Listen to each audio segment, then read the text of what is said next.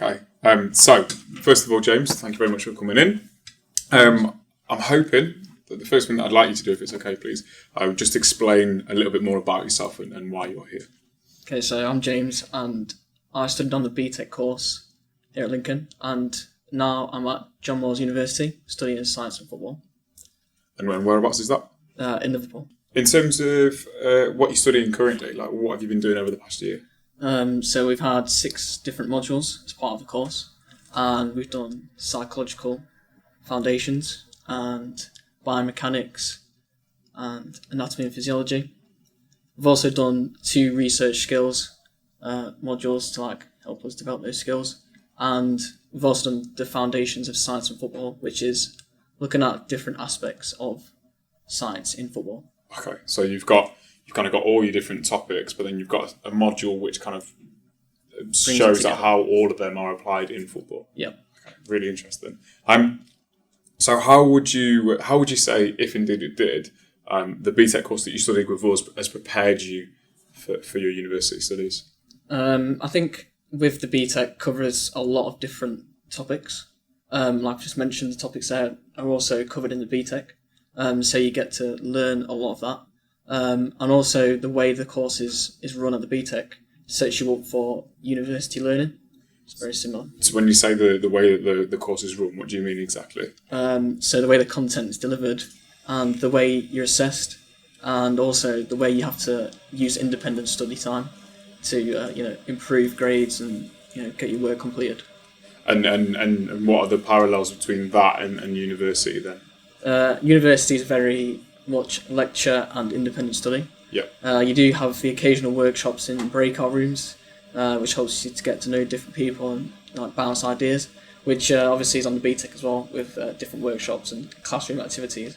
But also with the fact that you have to do a lot of independent work is probably the biggest similarity. Good, yeah, and that was very much deliberate on our part. We really tried to make it so it was on a sliding scale, so that when you first come from school, you get quite a lot of support, and then when you leave us, you've got those independent skills. You can use initiative, you can be accountable for your own time, and with the idea of either going into the workplace and not having somebody constantly over you, or going to university and it's that traditional sort of lecture, impart knowledge, and then go away and write up your assignment. So that's really, really good to hear that that's prepared you for that at university. So for me and the rest of the tutors that taught you, really, really pleased.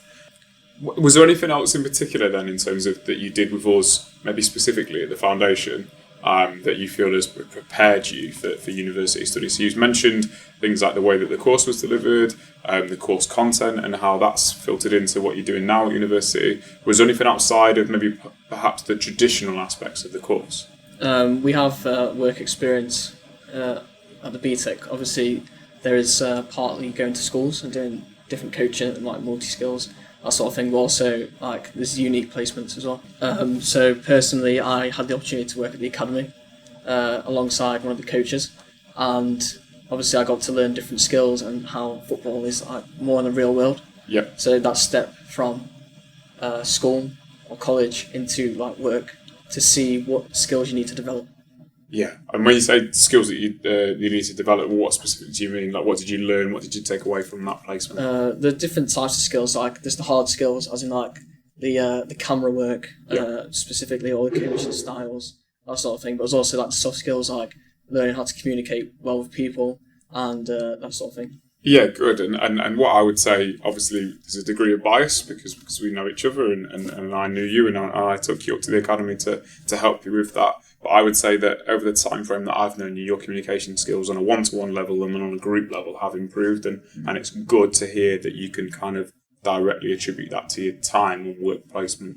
That's really, really good to hear, and I bet that's stood you in good stead at university, would you say? 100%, yeah. 100%. So I think what's important to state is the nature of your work placement was that you were who were you alongside? What coach in particular were you alongside? So I was alongside the under-13s coach, and he also worked with the FA as a performance analyst, and that's just the role that I was looking to go into. So that was good because it was sort of a double hit of helping you to see what performance analysis is, but also to see how a coach might use it which is a lot more what you want to be seeing when you're doing a placement like that, because you don't want to just be thrown to the side, and be the video guy. You want to be part of the team. And that definitely was the case. Absolutely, you were an integral part of the team that year, and I know that the players. I've known those players for a long time, and I know that the players and the wider staff and the parents really appreciated your support, and Matt did, obviously.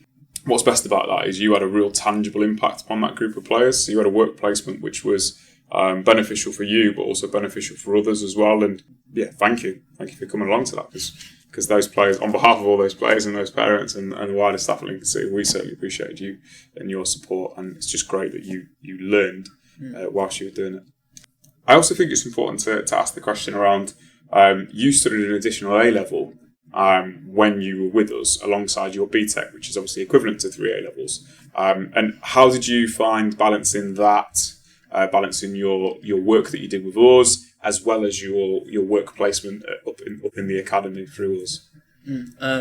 Initially it was difficult to take on that workload, but then I think when you work together with the staff, it's a lot easier, and it's like a trust element of when you're going to do the extra work that you're going to come back and you're going to complete BTEC work as well.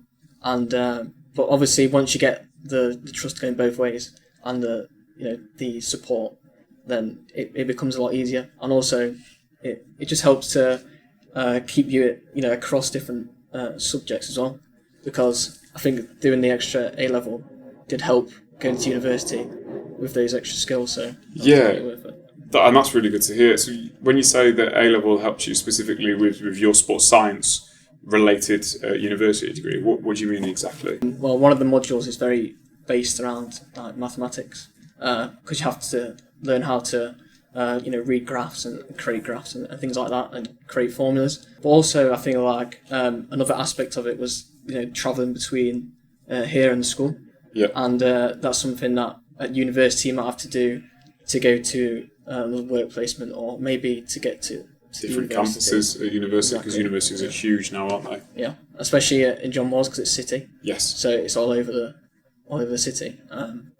But it gave you a lot of different skills as well. So not just the skill I was studying, but also, again, you're in a different group of people. So there's the BTEC group and there's the A-level group. So you have to learn different people. And that's fascinating to hear you say learn different people, because the phrase that I use is different hats for different cats. And it was something that I heard from somebody, a mentor of mine a long time ago, different hats for different cats. And you're right, you have to learn how to be around different people. And I think that's a really pertinent thing you said there, because it's really important in most industries, but certainly in our industry, where you might be engaging with parents, you might be engaging with players, you might be engaging with staff, you might be engaging with people who want to come into your organisation, and so lots of different stakeholders there. So it is important to understand how to communicate, and it's really good to hear that your BTEC and your experience with us helped you with that. The one thing that we haven't spoke about is we haven't spoke about the playing side of things, because on top of doing an A level, doing your BTEC, doing a work placement, you also played in our games program as well. And I guess how did you find that? Well, personally, I played from when I was about 7 until I came here, and then I actually stopped playing for my club team. Yeah. But with the BTEC, they were still open to let me play, and it was really good because first of all it keeps me fit, and then there's the social side of it, and also you play in some good teams. We played Leeds and different teams like that. So when you go into their sort of academy to play games, I think we saw Luke Ayling walking around. Yeah. And it's sort of a good thing to see that. And also I think when we're doing training and games, some of the things we did in the BTEC course, sometimes you can think about those in those moments, especially when you look at the coaching or leadership styles, or maybe the psychological element, especially for our team that first season. So it was hard. You obviously you did a lot of things, or a great many different things with us whilst on your BTEC. Is there anything else that you would say on the BTEC that perhaps was surprising that you had, either an experience or qualification that you did that you feel has helped you in the future? Well, we carried out some different courses and content, we did FA Level 1. Yeah.